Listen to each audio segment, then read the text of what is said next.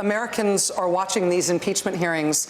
At the same time, they're also focused on their more immediate daily economic and family concerns.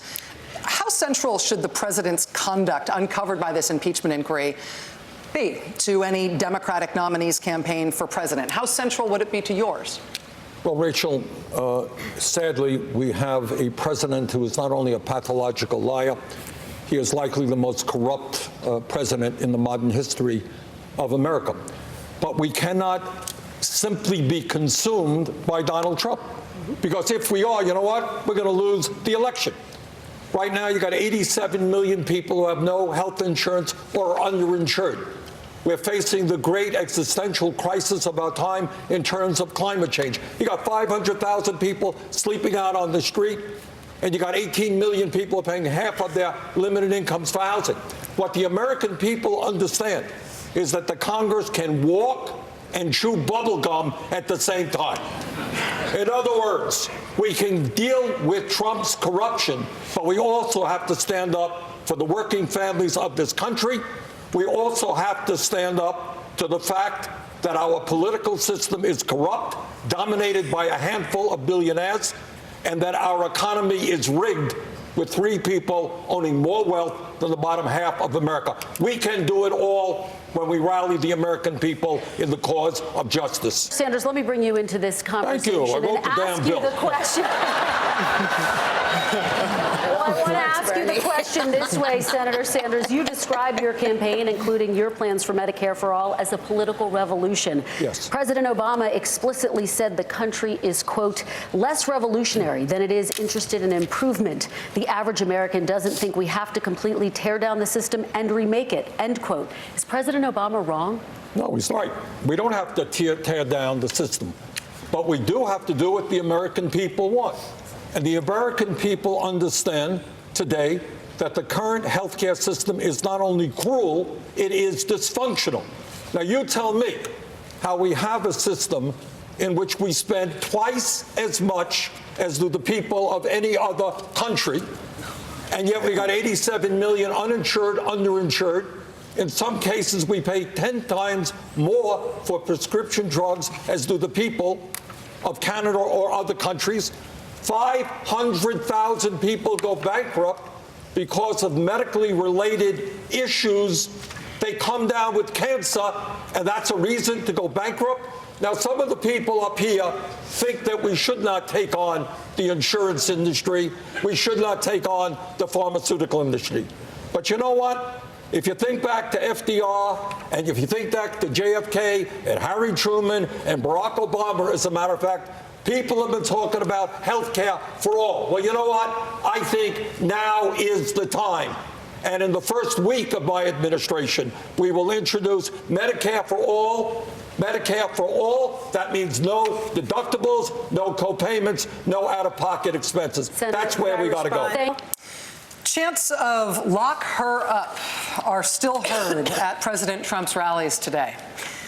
Now, some opponents of the president are turning the same slogan against him. They've chanted lock him up at a recent World Series game in Washington and at a Veterans Day event in New York. And Senator Sanders at least 2 of your campaign events recently. Senator, should Democrats discourage this, or are you okay with it? Well, I think the people of this country are catching on to the degree that this president thinks he is above the law. And what the American people are saying, nobody is above the law. And I think what the American people are also saying is, in fact, that if this president did break the law, he should be prosecuted like any other individual who breaks the law. But at the end of the day, what we need to do is to bring our people together, not just in opposition to Trump. The initial question, I think, that you wrote, that somebody raised here, was that we are a divided nation. You know what? I kind of reject that. I think when you talk about the pain of working families in this country, majority of the American people want to raise the minimum wage to a living wage. When you talk about the climate crisis, The overwhelming majority of the American people know that it is real. They know we have to take on the fossil fuel industry. They know we have to transform our energy system away from fossil fuel to energy efficiency and sustainable energy. Even on issues like guns, the American people are coming together to end the horrific level of gun violence. So I believe, we got to deal with Trump, but we also have to have an agenda that brings our people together so that the wealth and income doesn't just go to the people on top, but to all of us. No, I think Joe is right. I think that it is the function of the Attorney General. But what I am of the opinion is that the American people now do believe, and the more they see these impeachment hearings on television, they do believe that we have a president who thinks he's above the law. We have a president who is engaged in corruption. We have a president who has obstructed justice. And in my view, somebody who has violated the Emoluments Clause. I think Joe is right. That is the function of an independent Department of Justice. But my inclination is that the American people do believe that this president is in violation of the law. Talked about the need to make climate change a national emergency. I've introduced legislation to just do that. Now, I disagree with the thrust of the original question, because your question has said, what are we going to do in decades? We don't have decades. But the scientists are telling us that we don't get our act together within the next 8 or 9 years. We're talking about cities all over the world, major cities going underwater. We're talking about increased drought, talking about increased extreme weather disturbances. The United Nations is telling us that in the years to come, there are going to be hundreds of millions of climate refugees, causing national security issues all over the world. What we have got to do tonight, and I will do as president, is to tell the fossil fuel industry that their short-term profits are not more important than the future of this planet. And by the way, the fossil fuel industry is probably criminally liable because they have lied and lied and lied when they had the evidence that their carbon products were destroying the planet. And maybe we should think about prosecuting them as well. Thank you, Senator Sanders. One of the big differences between the Vice President and myself is he supported the terrible war in Iraq, and I helped lead the opposition against it. And not only that, I voted against the very first Gulf War as well. And I think we need a foreign policy which understands who our enemies are, that we don't have to spend more money on the military than the next 10 nations combined. But to answer your question, I think it is time, after spending many trillions of dollars on these endless wars, which have resulted in more dislocation and mass migrations and pain in that region, it is time to bring our troops home. But unlike Trump, I will not do it through a tweet at 3 o'clock in the morning. I will do it working with the international community. And if it's necessary to negotiate with the Taliban, of course, we will do that. But at the end of the day, we have to rethink the entire war on terror, which has caused so much pain and lost so many lives, not only for our own men and women in the armed forces, but for people in that region as well. I may have been the first person up here to make it clear that Saudi Arabia not only murdered Khashoggi, but this is a brutal dictatorship which does everything it can to crush democracy, treats women as third-class citizens. And when we rethink our American foreign policy, what we have got to know is that Saudi Arabia is not a reliable ally. We have got to bring Iran and Saudi Arabia together in a room under American leadership and say we are sick and tired of us spending huge amounts of money and human resources because of your conflicts. And by the way, the same thing goes with Israel and the Palestinians. It is no longer good enough for us simply to be pro-Israel. I am pro-Israel. But we must treat the Palestinian people as well with the respect and dignity that they deserve.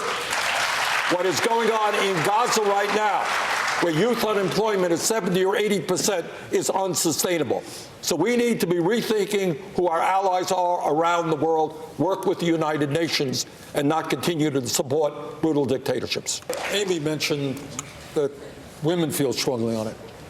Well, let me just tell you that if there's ever a time in American history where the men of this country must stand with the women, this is the moment. And I get very tired of hearing the hypocrisy from conservatives who say, get the government off our backs. We want small government. Well, if you want to get the government out of the backs of the American people, then understand that it is women who control their own bodies, not politicians. The American people understand that the political system we have today is corrupt. And it is not just voter suppression, which cost the Democratic Party a governorship here in this state, not just denying black people and people of color the right to vote, but we also have a system through Citizens United which allows billionaires to buy elections. So what we need to do, simple and straightforward, in every state in this country through the federal government, if you are 18, you have a right to vote, end of discussion. We have to overturn Citizens United. We need to move toward public funding of elections. Let me say a word about myself.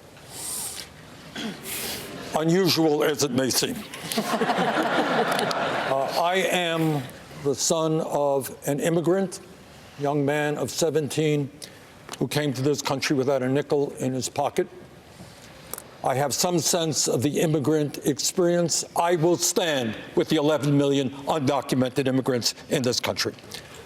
At the age of 21, as a member of a civil rights group at the University of Chicago, I was arrested, spent the night in jail, and I have been committed to the fight against all forms of discrimination, racial discrimination, sexism, homophobia, xenophobia, and religious bigotry.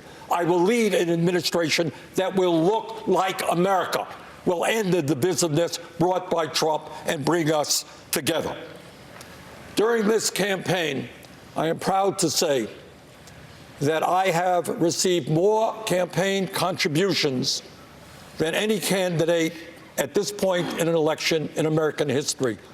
Over 4 million contributions, averaging $18 apiece. If you want to be part of a movement that is not only going to beat Trump, but transform America, that doesn't have a super PAC, doesn't do fundraisers at wealthy people's homes, please join us at BernieSanders.com. Thank you. Thank you for watching this video from NBC4 New York. You can subscribe by tapping the button below me, and on the left you can see our latest updates, investigations, and digital exclusives. We'll see you next time.